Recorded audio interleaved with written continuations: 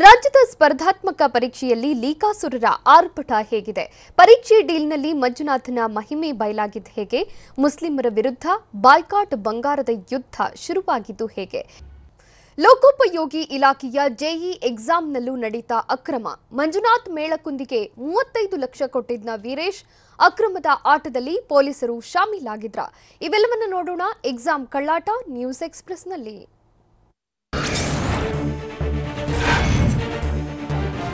ಮತ್ತೊಂದು ಪರೀಕ್ಷೆ ಹಗರಣ ಬಟ ಬಯಲಾಗಿದ್ದು ಪಿಎಸ್ಐ ಪರೀಕ್ಷೆ ಮಾತ್ರವಲ್ಲ, ಪಿಡಬ್ಲ್ಯೂಡಿ ಜೆಇ ಎಕ್ಸಾಮ್ನಲ್ಲೂ ಅಕ್ರಮ ನಡೆದಿರೋ ಅನುಮಾನ ಮೂಡಿದೆ.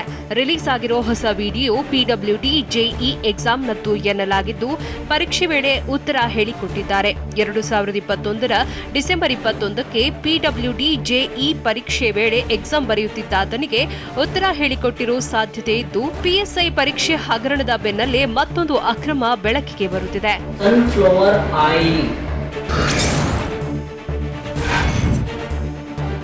ಪಿಎಸ್ಐ ನೇಮಕಾತಿ ಅಕ್ರಮ ಕೆದಕಿದಷ್ಟು ಬಯಲಾಗುತ್ತಿದೆ.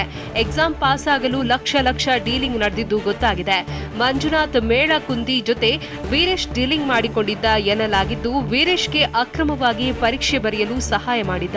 ಮಂಜುನಾಥ್ಗೆ 35 ಲಕ್ಷ ರೂಪಾಯಿ ಹಣ ನೀಡಿ ಕಲಬುರಗಿಯ ಜ್ಞಾನಜ್ಯೋತಿ ಶಾಲೆಯಲ್ಲಿ ವೀರೇಶ್ ಪಿಎಸ್ಐ ಎಕ್ಸಾಮ್ ಬರೆದಿದ್ದ. ಹೀಗಾಗಿ ಮೇಳಕುಂದಿಗೆ ಸಿಐಡಿ ಪೊಲೀಸರು ತಲಾಶ್ ಮಾಡ್ತಿದ್ದಾರೆ.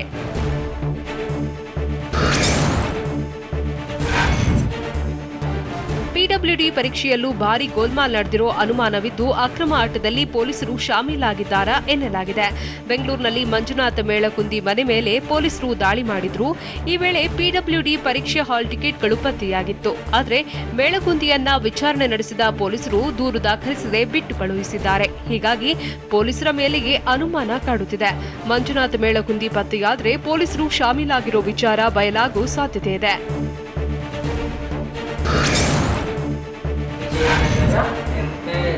ಪಿಡಬ್ಲ್ಯೂಡಿ ಪರೀಕ್ಷೆಯಲ್ಲಿ ನಡೆದಿರೋ ಅಕ್ರಮದ ಆಟ ಬಗೆದಷ್ಟು ಬಯಲಾಗ್ತಿದೆ. ಎಲೆಕ್ಟ್ರಾನಿಕ್ ಡಿವೈಸ್ ಮೂಲಕ ಅಭ್ಯರ್ಥಿಗಳಿಗೆ ಉತ್ತರ ಹೇಳಿದ್ದ ಮಂಜುನಾಥ್ ಮೇಳಕುಂದಿಗಾಗಿ ಸಿಐಡಿ ಹುಡುಕಾಡ್ತಿದೆ. ಲಾಡ್ಜ್ನಲ್ಲಿ ಕುಳಿತು ವಿದ್ಯಾರ್ಥಿಗಳಿಗೆ ಮಂಜುನಾಥ್ ಉತ್ತರ ಹೇಳಿದ್ದು, ಪ್ರವೇಶ ಪತ್ರ ಜೊತೆಗೆ ಕೆಲ ಪರೀಕ್ಷೆಯ OMR ಶೀಟ್ ಕೂಡ ಪತ್ತೆಯಾಗಿದೆ. ಕಳೆದ 15 ದಿನಗಳಿಂದ ಮಂಜುನಾಥ್ ಮೇಳಕುಂದಿ ನಾಪತ್ತೆಯಾಗಿದ್ದು, ಸಿಐಡಿ ತಂಡ ತಲಾಶ್ ಮಾಡುತ್ತಿದೆ.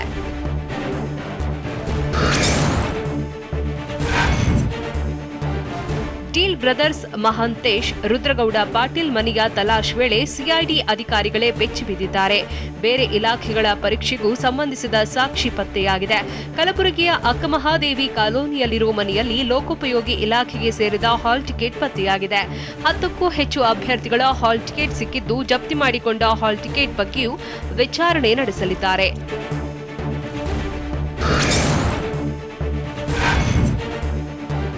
ಪರೀಕ್ಷೆಗೂ ನಮ್ಮ ಇಲಾಖೆಗೂ ಯಾವುದೇ ಸಂಬಂಧವಿಲ್ಲ ಅಂತ TV9ಗೆ ಲೋಕೋಪಯೋಗಿ ಸಚಿವ ಸಿಸಿ ಪಾಟೀಲ್ ಮಾಹಿತಿ ನೀಡಿದ್ದಾರೆ. ಎಷ್ಟು ಹುದ್ದೆ ಬೇಕೆಂದು ನೋಟಿಫಿಕೇಶನ್ ಮಾಡಿ ಕೆಪಿಎಸ್ಸಿಗೆ ನೀಡಲಾಗಿದೆ. ನಾವು ಪರೀಕ್ಷೆ ನಡೆಸಲ್ಲ. ಪ್ರಶ್ನೆ ಪತ್ರಿಕೆ ಲೀಕ್ಔಟ್ ಆಗಿರುವ ಬಗ್ಗೆ ನನಗೆ ಗೊತ್ತಿಲ್ಲ ಎಂದು ಸಚಿವ ಸಿಸಿ ಪಾಟೀಲ್ ಹೇಳಿದ್ದಾರೆ.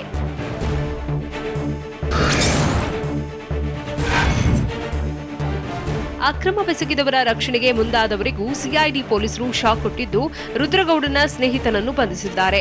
ರುದ್ರಗೌಡನ ಎಸ್ಕೇಪ್ಗೆ ನೆರವಾಗಿದ್ದ ಮಲ್ಲುಗೌಡ ಎಂಬಾತ ಅರೆಸ್ಟ್ ಆಗಿದ್ದಾನೆ. ತಾಲೂಕು ಪಂಚಾಯಿತಿ ಮಾಜಿ ಸದಸ್ಯ ಮಲ್ಲಿಕಾರ್ಜುನ ಅಲಿಯಾಸ್ ಮಲ್ಲುಗೌಡ ರುದ್ರಗೌಡ ಪರಾರಿಯಾಗಲು ನೆರವು ನೀಡಿದ್ದ. ಅಲ್ಲದೆ ರುದ್ರಗೌಡನ ಬಂಧನದ ವೇಳೆಯೂ ಜೊತೆಯಲ್ಲೇ ಇದ್ದ. ಹೀಗಾಗಿ ಆರೋಪಿಗೆ ಸಹಾಯ ಮಾಡಿದ ಆರೋಪದಲ್ಲಿ ಬಂಧಿಸಲಾಗಿದೆ.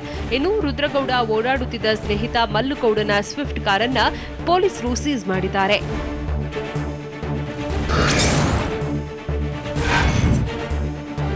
ಪಿಎಸ್ಐ ಪರೀಕ್ಷೆ ಅಕ್ರಮದ ಬೆನ್ನಲ್ಲೇ ಒಂದೊಂದೇ ಹಗರಣ ಬೆಳಕಿಗೆ ಬರುತ್ತಿದ್ದು, ಪರೀಕ್ಷೆಗಳ ಅಕ್ರಮದ ಗುಟ್ಟುಗಳು ಬಗೆದಷ್ಟು ಹೊರಬರುತ್ತಿವೆ. ಸಹಾಯಕ ಪ್ರಾಧ್ಯಾಪಕರ ಹುದ್ದೆ ನೇಮಕಾತಿಯಲ್ಲೂ ಅಕ್ರಮ ನಡೆದಿದೆ ಅಂತ ಹೇಳಲಾಗ್ತಿದೆ. 1200ಕ್ಕೂ ಹೆಚ್ಚು ಹುದ್ದೆಗಳ ನೇಮಕಾತಿಗೆ ನಡೆದಿದ್ದ ಪರೀಕ್ಷೆಯನ್ನ ಸರಿಸುಮಾರು 35,000ಕ್ಕೂ ಹೆಚ್ಚು ಅಭ್ಯರ್ಥಿಗಳು ಬರೆದಿದ್ರು. ಕರ್ನಾಟಕ ಪರೀಕ್ಷಾ ಪ್ರಾಧಿಕಾರ ಪರೀಕ್ಷೆ ನಡೆಸಿತ್ತು. ಆದರೆ ವಾಟ್ಸ್ಆಪ್ನಲ್ಲಿ ಭೂಗೋಳಶಾಸ್ತ್ರ ಪ್ರಶ್ನೆ ಪತ್ರಿಕೆ ವೈರಲ್ ಆಗಿತ್ತು.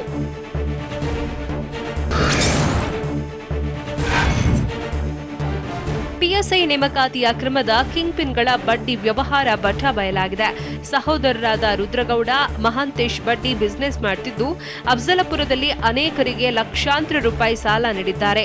ಜಮೀನು ಪತ್ರಗಳನ್ನು ಅಡವಿಟ್ಟುಕೊಂಡು ಬಡ್ಡಿ ವ್ಯವಹಾರ ನಡೆಸಿದ್ದಾರೆ. ಹಳ್ಳಿ ಜನರನ್ನೇ ಟಾರ್ಗೆಟ್ ಮಾಡಿ ಬಡ್ಡಿ ಸಾಲ ನೀಡಿದ್ದು, ಪರೀಕ್ಷಾ ಅಕ್ರಮದಲ್ಲಿ ಕೋಟ್ಯಾಂತರ ರೂಪಾಯಿ ಲೂಟಿ ಮಾಡಿ ಊರಲ್ಲಿ ಬಡ್ಡಿ ವ್ಯವಹಾರ ನಡೆಸಿದ್ದಾರೆ.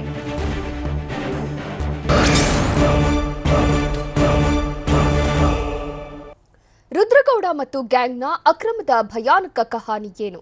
ಕಾನ್ಸ್ಟೇಬಲ್ ಪರೀಕ್ಷೆಯಲ್ಲೂ ನಡೆದಿದ್ದ ಭರ್ಜರಿ ಡೀಲ್, ಬಿಜೆಪಿ ವಿರುದ್ಧ ಸಿದ್ದರಾಮಯ್ಯ, ಡಿಕೆಶಿ ಕಿಡಿಕಾರಿದು ಯಾಕೆ? ನೋಡೋಣ ಪರೀಕ್ಷೆ ಡೀಲ್ ನ್ಯೂಸ್ ಎಕ್ಸ್‌ಪ್ರೆಸ್‌ನಲ್ಲಿ.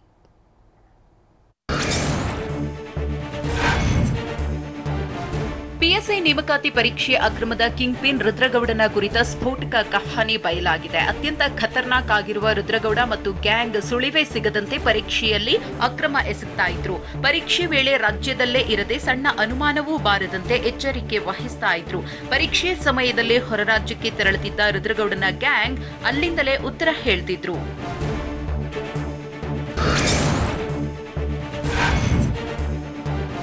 ಪಿಎಸ್ಐ ಪರೀಕ್ಷೆ ಡೀಲ್ ಕುರಿತು ಒಂದೊಂದೇ ಸ್ಫೋಟಕ ಸತ್ಯಗಳು ಬಯಲಾಗ್ತಾ ಇವೆ. ಅಭ್ಯರ್ಥಿಗಳಿಗೆ ಮೊದಲೇ ಎಲೆಕ್ಟ್ರಾನಿಕ್ ಡಿವೈಸ್ ನೀಡುತ್ತಿದ್ದ ರುದ್ರಗೌಡ ಅಂಡ್ ಗ್ಯಾಂಗ್ ವಿಷಯ ತಜ್ಞರನ್ನ ಕೂಡ ಹೊರ ರಾಜ್ಯಕ್ಕೆ ಕರೆದೊಯ್ತಾ ಇದ್ರು. ಪರೀಕ್ಷೆ ಆರಂಭವಾಗ್ತಾ ಇದ್ದಂತೆ ವಿಷಯ ತಜ್ಞರು ಪ್ರಶ್ನೆಗಳಿಗೆ ಉತ್ತರ ಸಿದ್ಧಪಡಿಸ್ತಾ ಇದ್ರು. ನಂತರ ಅಲ್ಲಿಯ ಲಾಡ್ಜ್ನಲ್ಲೇ ಕುಳಿತು ಪರೀಕ್ಷಾ ಕೇಂದ್ರದ ಅಭ್ಯರ್ಥಿಗಳಿಗೆ ಉತ್ತರ ಹೇಳಿಕೊಡ್ತಿದ್ರು.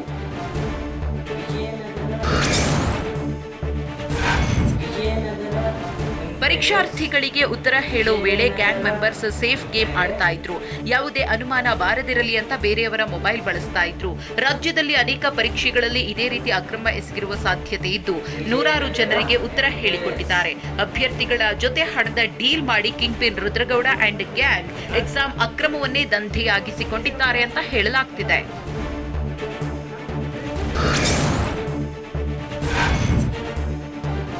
ಪಿಎಸ್ಐ ಮಾತ್ರವಲ್ಲ, ಕಲಬುರಗಿಯಲ್ಲಿ ಹಗರಣಗಳ ಸರಣಿಯೇ ನಡೆದಿತ್ತು. 2021 ಅಕ್ಟೋಬರ್ನಲ್ಲಿ ಪೊಲೀಸ್ ಕಾನ್ಸ್ಟೇಬಲ್ ಪರೀಕ್ಷೆಯಲ್ಲೂ ಡೀಲ್ ನಡೆದಿತ್ತು. ಪರೀಕ್ಷೆಗೂ ಮೊದಲೇ 11 ಜನರನ್ನ ಪೊಲೀಸರು ಬಂಧಿಸಿದ್ರು.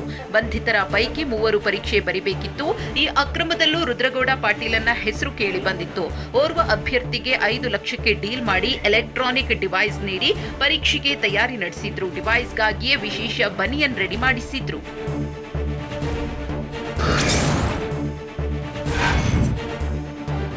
ಪಿಎಸ್ಐ ಪರೀಕ್ಷೆ ನಡೆದ ಸಂಸ್ಥೆ ಬಿಜೆಪಿಯವರಿಗೆ ಸೇರಿದ್ದಾಗಿದ್ದು, ತಪ್ಪಿಂದ ಬಚಾವ್ ಆಗಲು ಕಾಂಗ್ರೆಸ್ ಮೇಲೆ ಗೂಬೆ ಕೂರಿಸಬಾರದು ಅಂತ ಸಿದ್ದರಾಮಯ್ಯ ಆಕ್ರೋಶ ಹೊರಹಾಕಿದ್ದಾರೆ.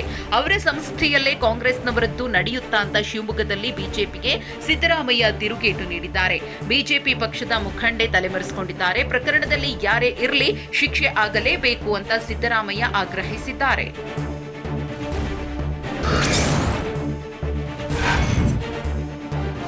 ಕಾಂಗ್ರೆಸ್ಗೂ ಪಿಎಸ್ಐ ಅಕ್ರಮಕ್ಕೂ ಏನ್ ಸಂಬಂಧ ಅಂತ ಚಿಕ್ಕಮಗಳೂರಿನಲ್ಲಿ ಕೆಪಿಸಿಸಿ ಅಧ್ಯಕ್ಷ ಡಿಕೆ ಶಿವಕುಮಾರ್ ಪ್ರಶ್ನೆ ಮಾಡಿದ್ದಾರೆ. ಪಿಎಸ್ಐ ಅಕ್ರಮ ಬಯಲು ಮಾಡಿದ್ದೇ ಕಾಂಗ್ರೆಸ್. ಹಗರಣದಲ್ಲಿ ಬ್ಲಾಕ್ ಅಧ್ಯಕ್ಷ ಇದ್ದ, ಮತ್ತೊಬ್ಬ ಇದ್ದ, ಅದೆಲ್ಲ ಬೇಡ.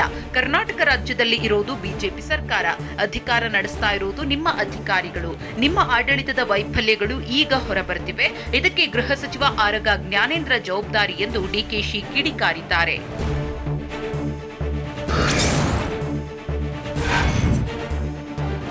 ಪೊಲೀಸ್ ಇಲಾಖೆ ಮುಖ್ಯಸ್ಥರ ನಿರ್ಲಕ್ಷ್ಯದಿಂದ ಅಕ್ರಮ ನಡೆದಿದೆ ಎಂದು ಎಚ್ಡಿ ಕುಮಾರಸ್ವಾಮಿ ಆರೋಪ ಮಾಡಿದ್ದಾರೆ. ಕೋಲಾರದ ಯರಗೋಳ್ ಬಳಿ ಮಾತನಾಡಿದ ಅವರು, ಇಲಾಖೆಗಳ ನೇಮಕಾತಿಯಲ್ಲಿ ಹಣ ನೀಡದೆ ಕೆಲಸವಾಗ್ತಿಲ್ಲ. ನಾಟಕೀಯವಾಗಿ ತನಿಖೆ ಮಾಡಿ ಪ್ರಕರಣ ಮುಚ್ಚಬಾರದು. ಹಣ ತಿಂದವರನ್ನ ಪುಗರ್ದಸ್ತಾಗಿ ಬೆಳೆಯೋಕೆ ಬಿಟ್ಟಿದ್ದಾರೆ. ವ್ಯವಸ್ಥೆ ಹಾಳು ಮಾಡಿದವರ ವಿರುದ್ಧ ಕಠಿಣ ಕ್ರಮ ಕೈಗೊಳ್ಳಿ. ಅಮಾಯಕರನ್ನ ಅರೆಸ್ಟ್ ಮಾಡಿ ಕ್ರಮ ಕೈಗೊಳ್ಳುವುದು ಬೇಡ ಅಂತ ಎಚ್ಡಿಕೆ ತಿಳಿಸಿದ್ದಾರೆ.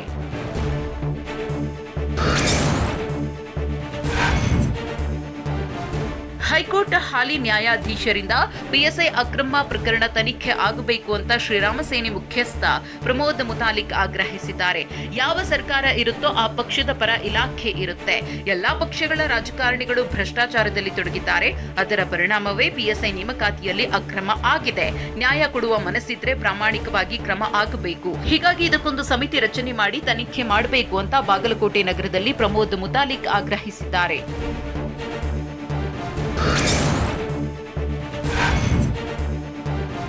ದಿವ್ಯಾ ಹಾಗರಗಿ ಹಾಗೂ ಜ್ಞಾನಜ್ಯೋತಿ ಶಾಲೆಯ ಹೆಡ್ ಮಾಸ್ಟರ್ ಕಾಶಿನಾಥ್ ಪತ್ತೆಯಾದ್ರೆ ಮತ್ತಷ್ಟು ಸ್ಫೋಟಕ ವಿಚಾರ ಬಯಲಾಗುವ ಸಾಧ್ಯತೆ ಇದೆ.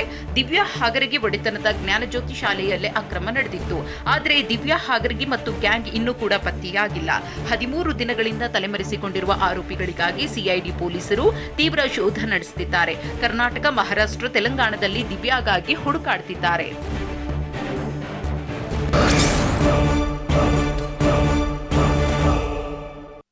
ಹುಬ್ಬಳ್ಳಿ ಗಲಭೆಯ ಮಾಸ್ಟರ್ ಮೈಂಡ್ ವಸೀಂಗೆ ಖಾಕಿ ಗ್ರಿಲ್ ಹೇಗಿತ್ತು? ಗಲಾಟೆಯಲ್ಲಿ ಹೊರಗಿನ ವ್ಯಕ್ತಿಗಳ ಕೈವಾಡ ಇದೆ ಅಂತ ಅನುಮಾನ ವ್ಯಕ್ತಪಡಿಸಿದ್ದು ಯಾರು? ಬುಲ್ಡೋಸರ್ ಬಗ್ಗೆ ಕಾಂಗ್ರೆಸ್ ಬಿಜೆಪಿ ನಾಯಕರು ಟಾಕ್ ವಾರ್ ನಡೆಸಿದ್ದು ಹೇಗೆ? ನೋಡೋಣ ಗಲಭೆ ಕಿಚ್ಚು ನ್ಯೂಸ್ ಎಕ್ಸ್‌ಪ್ರೆಸ್‌ನಲ್ಲಿ.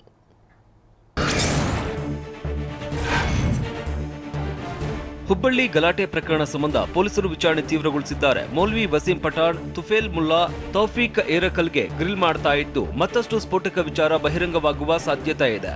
ಇನ್ನು ಬಂಧಿತ ಆರೋಪಿಗಳಿಗೆ ಇಂದು ಮತ್ತೆ ವೈದ್ಯಕೀಯ ತಪಾಸಣೆ ಮಾಡಲಾಯಿತು. 3 ಆರೋಪಿಗಳನ್ನ ಸುದೀರ್ಘವಾಗಿ ವಿಚಾರಣೆ ನಡೆಸಿ ಆರೋಗ್ಯ ತಪಾಸಣೆಗೆ ಕರೆದೊಯ್ಯಲಾಗಿತ್ತು.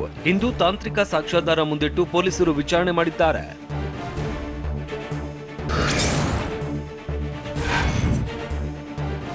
ಹುಬ್ಬಳ್ಳಿ ಗಲಭೆ ಸಂಬಂಧ ಬಂಧಿತ ಆರೋಪಿಗಳನ್ನ ಮೈಸೂರು, ಬಳ್ಳಾರಿ ಜೈಲಿಗೆ ಸ್ಥಳಾಂತರಿಸಲಾಗಿದೆ. ಬಳ್ಳಾರಿ ಜಿಲ್ಲಾ ಕೇಂದ್ರ ಕಾರಾಗೃಹಕ್ಕೆ 15 ಆರೋಪಿಗಳು, ಮೈಸೂರು ಕೇಂದ್ರ ಕಾರಾಗೃಹಕ್ಕೆ 10 ಆರೋಪಿಗಳನ್ನ ಶಿಫ್ಟ್ ಮಾಡಲಾಗಿದೆ. ಗಲಭೆ ಪ್ರಕರಣದಲ್ಲಿ ಒಟ್ಟು 138 ಆರೋಪಿಗಳನ್ನ ಬಂಧಿಸಲಾಗಿದ್ದು 3ರನ್ನ ಕಸ್ಟಡಿಗೆ ಪಡೆದು ಪೊಲೀಸರು ವಿಚಾರಣೆ ನಡೆಸ್ತಾ ಇದ್ದಾರೆ.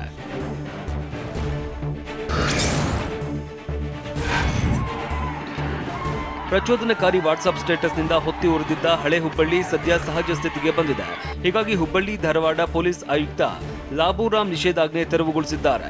ಕಳೆದ 1 ವಾರದಿಂದ ನಿಷೇಧಾಜ್ಞೆ ಜಾರಿ ಮಾಡಲಾಗಿತ್ತು. ಪರಿಸ್ಥಿತಿ ಹತೋಟಿಗೆ ಬಂದ ಹಿನ್ನೆಲೆಯಲ್ಲಿ ನಿಷೇಧಾಜ್ಞೆ ತೆರವು ಮಾಡಿದ್ದಾರೆ.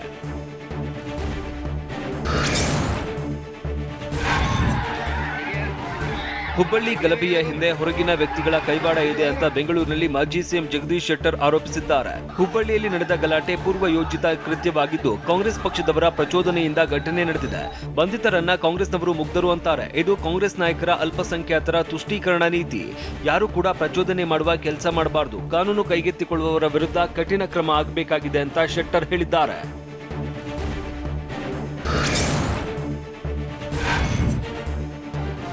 ಹುಬ್ಬಳ್ಳಿ ಗಲಭೆಕೋರರ ಆಸ್ತಿಪಾಸ್ತಿಯನ್ನ ಮುಟ್ಟುಗೋಲು ಹಾಕಬೇಕು ಅಂತ ಜಗದೀಶ್ ಶೆಟ್ಟರ್ ಒತ್ತಾಯಿಸಿದ್ದಾರೆ. ಬುಲ್ಡೋಸರ್ ಮೂಲಕ ಅಕ್ರಮ ಕಟ್ಟಡ ತೆರವುಗೊಳಿಸಬೇಕು. ಇಂತಹ ಕಠಿಣ ಕ್ರಮಗಳಿಂದ ಮಾತ್ರ ಗಲಭೆ ನಿಯಂತ್ರಣ ಸಾಧ್ಯ. ಮಧ್ಯಪ್ರದೇಶ, ಉತ್ತರ ಪ್ರದೇಶದಲ್ಲಿ ಇಂತಹ ಕ್ರಮ ಕೈಗೊಳ್ಳಲಾಗಿದೆ. ಹೀಗಾಗಿ ರಾಜ್ಯದಲ್ಲೂ ಜಾರಿಗೆ ಸರ್ಕಾರ ಕ್ರಮ ಕೈಗೊಳ್ಳಬೇಕಾಗಿದೆ ಅಂತ ಶೆಟ್ಟರ್ ಒತ್ತಾಯಿಸಿದ್ದಾರೆ.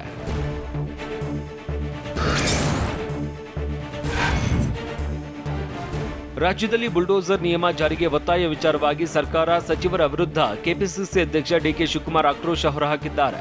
ಬಡವರ ಮನೆ ಬುಲ್ಡೋಸರ್ ಮಾಡೋದಕ್ಕೆ ಹೊರಟಿದ್ದಾರೆ. ದೇಶದಲ್ಲಿ ಕಾನೂನು ಮತ್ತು ಕೋರ್ಟ್ಗಳಿವೆ. ಯಾರನ್ನ ಬುಲ್ಡೋಸರ್ ಮಾಡ್ತೀರಿ? ಜನರು ನಿಮ್ಮನ್ನ ಬುಲ್ಡೋಸರ್ ಮಾಡಿ ಮನೆಗೆ ಕಳಿಸ್ತಾರೆ. ರಾಜ್ಯದಲ್ಲಿ ಬಿಜೆಪಿಯವರು ಅವರನ್ನ ಮನೆಗೆ ಕಳಿಸುವ ಕಾಲ ಬಂದಿದೆ ಅಂತ ಶಿವಮೊಗ್ಗದಲ್ಲಿ ಡಿಕೆ ಶಿವಕುಮಾರ್ ಹೇಳಿದ್ದಾರೆ.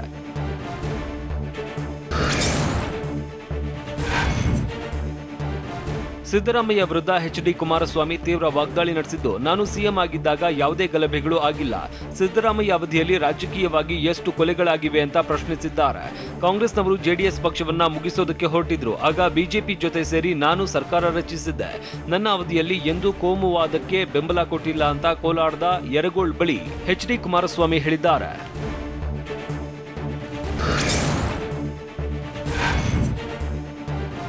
ಶ್ರೀರಾಮ ಸೇನೆ ಮೇಲೆ ಬುಲ್ಡೋಸರ್ ಹರಿಸಬೇಕು ಎಂಬ ಸಿದ್ದರಾಮಯ್ಯ ಹೇಳಿಕೆಗೆ ಪ್ರಮೋದ್ ಮುತಾಲಿಕ್ ತಿರುಗೇಟು ನೀಡಿದ್ದಾರೆ. ಸಿದ್ದರಾಮಯ್ಯ ಗೊಂದಲ, ಹತಾಶೆಯಿಂದ ಮಾತನಾಡ್ತಾ ಇದ್ದಾರೆ. ನಾವು ಯಾವುದೇ ದೇಶದ್ರೋಹದ ಕೆಲಸ ಮಾಡಿಲ್ಲ. ಪೊಲೀಸ್ ಠಾಣೆಗಳಿಗೆ, ಶಾಸಕರ ಮನೆಗೆ ಬೆಂಕಿ ಹಚ್ಚಿಲ್ಲ. ಕಾಂಗ್ರೆಸ್ ಅಹಿತಕರ ಘಟನೆಗಳಿಗೆ ಪ್ರಚೋದನೆ ನೀಡ್ತಾ ಇದ್ದು ಅಲ್ಪಸಂಖ್ಯಾತರ ತುಷ್ಟೀಕರಣದಿಂದ ಹಲವೆಡೆ ಗಲಭೆ ನಡೀತಾ ಇದೆ ಅಂತ ಬಾಗಲಕೋಟೆಯಲ್ಲಿ ಪ್ರಮೋದ್ ಮುತಾಲಿಕ್ ಹೇಳಿದ್ದಾರೆ.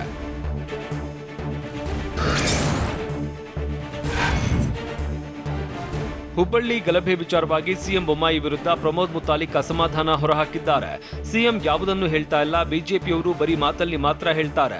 ಅವರಿಗೆ ಸೂಕ್ತ ಕ್ರಮ ಕೈಗೊಳ್ಳುವ ಗಟ್ಸ್ ಇಲ್ಲ ಅಂತ ಬಾಗಲಕೋಟೆಯಲ್ಲಿ ಮುತಾಲಿಕ್ ಹೇಳಿದ್ದಾರೆ. ಉಗ್ರ ಕ್ರಮ, ಕಾನೂನು ಕ್ರಮ ಅಂತ ಮಾತ್ರ ಹೇಳ್ತಾರೆ.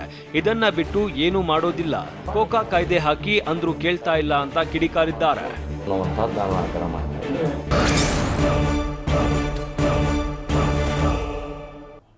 ಆಪರೇಷನ್ ಕಮಲದ ಸುಳಿವು ನೀಡಿದ ಹೇಗೆ ನಳಿನ್ ಕುಮಾರ್ ಕಟೀಲು ಶಾಸಕ ಪ್ರೀತಂ ಗೌಡ ವರ್ಸಸ್ ಎಚ್ಡಿ ರೇವಣ್ಣ ನಡುವೆ ವಾಕ್ಸಮರ ನಡೆದಿದ್ದು ಹೇಗೆ ಮುಸ್ಲಿಮರ ವಿರುದ್ಧ ಬಾಯ್ಕಾಟ್ ಬಂಗಾರ ಯುದ್ಧ ಶುರುವಾಗಿದ್ದು ಹೇಗೆ ನೋಡೋಣ ಸಮಗ್ರ ನ್ಯೂಸ್ ಎಕ್ಸ್‌ಪ್ರೆಸ್‌ನಲ್ಲಿ. ಇಂದಿನ ರಾಜಕಾರಣದಲ್ಲಿ ಪಕ್ಷಾಂತರ ಅನ್ನೋದು ಸಮಸ್ಯೆಯಾಗಿದೆ ಅಂತ ಉಪರಾಷ್ಟ್ರಪತಿ ವೆಂಕಯ್ಯ ನಾಯ್ಡು ಹೇಳಿದ್ದಾರೆ. ಬೆಂಗಳೂರಿನ ಪ್ರೆಸ್ ಕ್ಲಬ್ನಲ್ಲಿ ಸಂವಾದ ಕಾರ್ಯಕ್ರಮದಲ್ಲಿ ಮಾತನಾಡಿದ ಅವರು, ಕೆಲವರಿಗೆ ಪಕ್ಷಾಂತರ ಮಾಡುವುದೇ ಕೆಲಸವಾಗಿದೆ. ಪಕ್ಷಾಂತರ ನಿಷೇಧ ಕಾಯ್ದೆ ಪೂರ್ಣ ಪ್ರಮಾಣದಲ್ಲಿ ಸಫಲವಾಗಿಲ್ಲ. ಪಕ್ಷಾಂತರ ಮಾಡಿ ಬರುವವರಿಗೆ ಯಾವುದೇ ಹುದ್ದೆ ನೀಡಬಾರದು. ಕಾನೂನಿನಲ್ಲಿ ಸ್ಪಷ್ಟತೆ ಇದ್ರೆ ಇದಕ್ಕೆ ಕಡಿವಾಣ ಹಾಕಬಹುದು ಅಂತ ಉಪರಾಷ್ಟ್ರಪತಿ ವೆಂಕಯ್ಯ ನಾಯ್ಡು ಹೇಳಿದ್ದಾರೆ.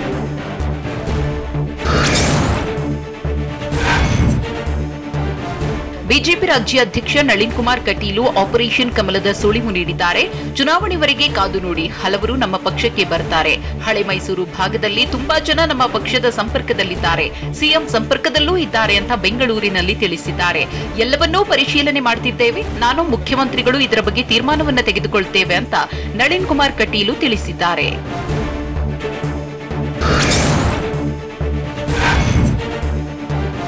ಸಿಎಂ ಸಮ್ಮುಖದಲ್ಲಿ ಪಕ್ಷಕ್ಕೆ ಬರೋರನ್ನ ಸೇರಿಸಿಕೊಳ್ತೇವೆ. ಇದಕ್ಕೆ ರಾಷ್ಟ್ರೀಯ ನಾಯಕರ ಒಪ್ಪಿಗೆ ಪಡ್ಕೋತೇವೆ ಅಂತ ಕಟೀಲು ಹೇಳಿದ್ದಾರೆ. ಬೇರೆ ಬೇರೆ ಪಕ್ಷಗಳ 10 ಜನ ಶಾಸಕರು, ನಾಯಕರು ನಮ್ಮ ಸಂಪರ್ಕದಲ್ಲಿದ್ದಾರೆ.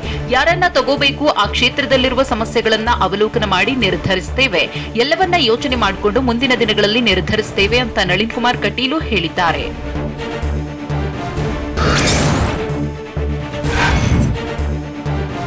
ಮುಂದಿನ ಚುನಾವಣೆಗೆ ಅಭ್ಯರ್ಥಿಗಳ ಆಯ್ಕೆಗೆ ಸರ್ವೆ ಮಾಡುವ ವಿಚಾರಕ್ಕೆ ಸಂಬಂಧಪಟ್ಟಂತೆ ನಳಿನ್ ಕುಮಾರ್ ಕಟೀಲ್ ಮಾತನಾಡಿದ್ದಾರೆ. 224 ಕ್ಷೇತ್ರಗಳಲ್ಲೂ ನಾವು ಎಲ್ಲಾ ರೀತಿಯ ಸರ್ವೆ ಮಾಡ್ತೇವೆ. ಅಭ್ಯರ್ಥಿಗಳ ಆಯ್ಕೆಗೆ ಈಗಾಗಲೇ ಸರ್ವೆ ಕಾರ್ಯ ಆರಂಭವಾಗಿದೆ. ಸರ್ಕಾರ, ಜನಾಭಿಪ್ರಾಯ ಸೇರಿ ಎಲ್ಲವನ್ನೂ ನೋಡುತ್ತೇವೆ. ಸರ್ಕಾರ ಮತ್ತು ಪಕ್ಷ ಜೊತೆಗೂಡಿ ಮುಂದಿನ ಚುನಾವಣೆಯನ್ನು ಎದುರಿಸುತ್ತೇವೆ ಅಂತ ನಳಿನ್ ಕುಮಾರ್ ಕಟೀಲು ಹೇಳಿದ್ದಾರೆ.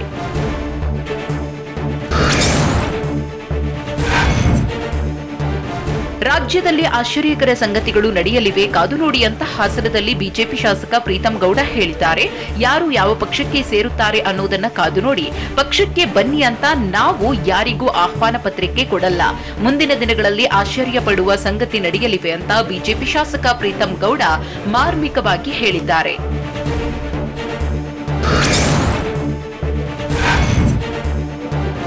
ಹಾಸನದಿಂದ ಸ್ಪರ್ಧಿಸುವಂತೆ ರೇವಣ್ಣ ಭವಾನಿಗೆ ನಾನೇ ಆಹ್ವಾನಿಸುವೆ. ಹಾಸನದಿಂದ ರೇವಣ್ಣ ಭವಾನಿ ಅಕ್ಕ ಸ್ಪರ್ಧಿಸಿದ್ರೆ ಸಂತೋಷ ಎಂದು ಪ್ರೀತಂ ಗೌಡ ಹೇಳಿದ್ದಾರೆ.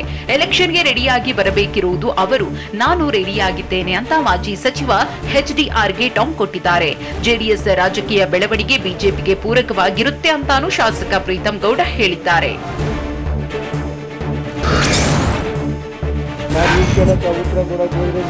ಬಿಜೆಪಿ ಶಾಸಕ ಪ್ರೀತಂ ಗೌಡ ವಿರುದ್ಧ ಮಾಜಿ ಸಚಿವ ಎಚ್ಡಿ ರೇವಣ್ಣ ಕಿಡಿಕಾರಿದ್ದಾರೆ. ಎಲೆಕ್ಷನ್ನಲ್ಲಿ ಸ್ಪರ್ಧಿಸಲು ಹಾಸನಕ್ಕೆ ರೇವಣ್ಣ ಭವಾನಿ ಅಕ್ಕ ಬರಲಿ ಎಂದಿದ್ದ ಪ್ರೀತಂ ಗೌಡ ವಿರುದ್ಧ ಎಚ್ಡಿಆರ್ ಕೆಂಡ ಉಗುಳಿದ್ದಾರೆ. ಇವನನ್ನ ಕೇಳಿ ಯಾರು ಅಭ್ಯರ್ಥಿ ಮಾಡ್ತಾರೆ, ಮೊದಲು ಅವರದ್ ನೋಡ್ಕೊಳ್ಳಿ ಅಂತ ಏಕವಚನದಲ್ಲಿ ವಾಗ್ದಾಳಿ ನಡೆಸಿದ್ದಾರೆ.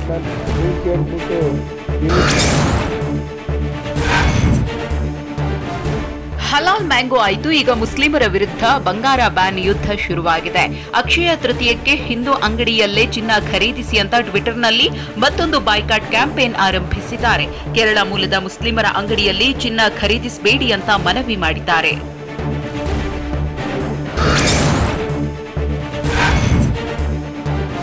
ಬಾಯ್ಕಾಟ್ ಬಂಗಾರಕ್ಕೆ ಪ್ರಮೋದ್ ಮುತಾಲಿಕ್ ಬೆಂಬಲ ನೀಡಿದ್ದಾರೆ. ರಾಜ್ಯದಲ್ಲಿ ಕೇರಳ ಮೂಲದವರ ಜ್ಯುವೆಲರಿ ಶಾಪ್ ಹೆಚ್ಚಾಗಿವೆ. ಇವರ ಶಾಪ್ನಲ್ಲಿ ಖರೀದಿಸಿದ್ರೆ ಇದರ ಲಾಭ ಕೇರಳದ ಮುಸ್ಲಿಂ ಸಂಘಟನೆಗಳಿಗೆ ಹೋಗುತ್ತೆ ಅಂತ ಬಾಗಲಕೋಟೆಯಲ್ಲಿ ಶ್ರೀರಾಮ ಸೇನೆಯ ಸಂಸ್ಥಾಪಕ ಪ್ರಮೋದ್ ಮುತಾಲಿಕ್ ಹೇಳಿದ್ದಾರೆ. ಅಲ್ಲದೆ ಅಕ್ಷಯ ತೃತೀಯ ದಿನ ಹಿಂದೂಗಳ ಶಾಪ್ನಲ್ಲಿ ಚಿನ್ನ ಖರೀದಿಸಿ ಅಂತ ಕರೆ ಕೊಟ್ಟಿದ್ದಾರೆ.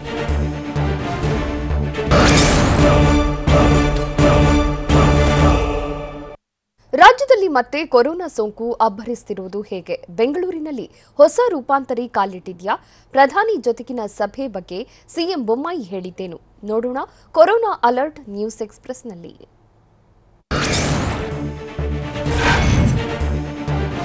ಭಾರತೀಯರನ್ನ ಕಂಗೆಡಿಸಿದ್ದ ಮಾರಣ ಹೋಮವನ್ನೇ ಮಾಡಿದ್ದ ಕೊರೋನಾ ಸೋಂಕು ಈಗ ಮತ್ತೆ ಅಬ್ಬರಿಸಲು ಬರ್ತಿದೆ.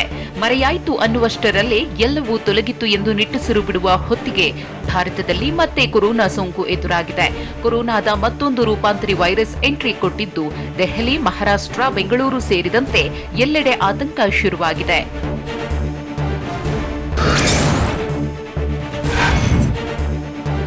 ಸಿಲಿಕಾನ್ ಸಿಟಿ ಬೆಂಗಳೂರಿನಲ್ಲಿ ಹೊಸ ತಳಿಯ ವೈರಸ್ ಕಾಣಿಸಿಕೊಂಡಿದೆ ಅಂತ ಹೇಳಲಾಗ್ತಿದೆ. BA.210 ಮತ್ತು BA.212 ಎಂಬ ಪ್ರಭೇದಗಳು ಬೆಂಗಳೂರಿನಲ್ಲಿ ಪತ್ತೆಯಾಗಿದೆಯಂತೆ. ಈ ಎರಡೂ ಪ್ರಭೇದಗಳು ಕೊರೋನಾ 4ನೇ ಅಲೆಗೆ ಕಾರಣವಾಗಲಿದೆ ಎಂಬ ಭೀತಿ ಹುಟ್ಟುಹಾಕಿವೆ.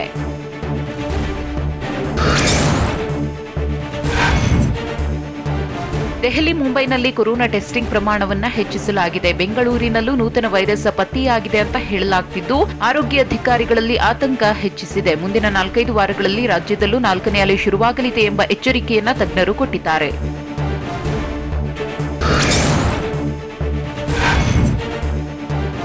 ಬೆಂಗಳೂರಿನಲ್ಲಿ ಮತ್ತೆ ಕೊರೋನಾ ಪ್ರಕರಣಗಳು ದಿಢೀರ್ ಹೆಚ್ಚಾಗಿವೆ. ಬೆಂಗಳೂರಿನಲ್ಲಿ ನಿನ್ನೆ ಒಂದೇ ದಿನ 132 ಜನರಿಗೆ ಕೊರೋನಾ ಪಾಸಿಟಿವ್ ಬಂದಿದೆ. ಪ್ರತಿದಿನ 30ರ ಆಸುಪಾಸಿನಲ್ಲಿದ್ದ ಸೋಂಕಿತರ ಸಂಖ್ಯೆ ಏಕಾಏಕಿ ಏರಿಕೆಯಾಗಿದ್ದು ತೀವ್ರ ಆತಂಕ ಮೂಡಿಸಿದೆ.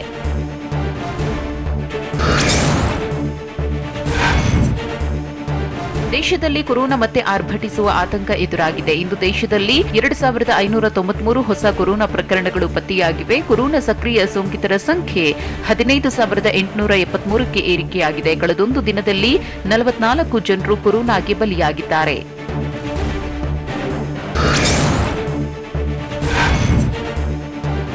ಭಾರತದಲ್ಲಿ ಡೆಡ್ಲಿ ವೈರಸ್ ಕೊರೋನಾ 4ನೇ ಅಲೆ ಆತಂಕ ಮನೆ ಮಾಡಿದ್ದು XE ರೂಪಾಂತರಿ ವೈರಸ್ ವೇಗವಾಗಿ ಹಬ್ಬುತ್ತಿದ್ದು ಮತ್ತೊಮ್ಮೆ ಆತಂಕ ಸೃಷ್ಟಿಯಾಗಿದೆ.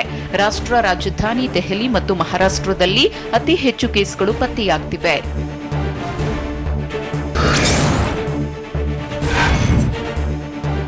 ದೇಶದಲ್ಲಿ ಕೊರೋನಾ ಮತ್ತೆ ಹೆಚ್ಚಳವಾಗುವುದನ್ನ ಕೇಂದ್ರ ಆರೋಗ್ಯ ಸಚಿವಾಲಯ ಗಂಭೀರವಾಗಿ ಪರಿಗಣಿಸಿದೆ. ಹಾಗಾಗಿ ಪ್ರಧಾನಿ ನರೇಂದ್ರ ಮೋದಿ ಬುಧವಾರ ಎಲ್ಲಾ ರಾಜ್ಯಗಳ ಮುಖ್ಯಮಂತ್ರಿಗಳ ಜೊತೆಗೆ ಸಭೆ ಮಾಡಲಿದ್ದಾರೆ. ವಿಡಿಯೋ ಕಾನ್ಫರೆನ್ಸ್ ಮೂಲಕ ಸಭೆ ನಡೆಸಲಿರುವ ಪ್ರಧಾನಿ ನರೇಂದ್ರ ಮೋದಿ ಕೊರೋನಾ ಸ್ಥಿತಿಗತಿಗಳ ಬಗ್ಗೆ ಮಾಹಿತಿ ಪಡೆದು ಸಮಾಲೋಚನೆ ನಡೆಸಲಿದ್ದಾರೆ.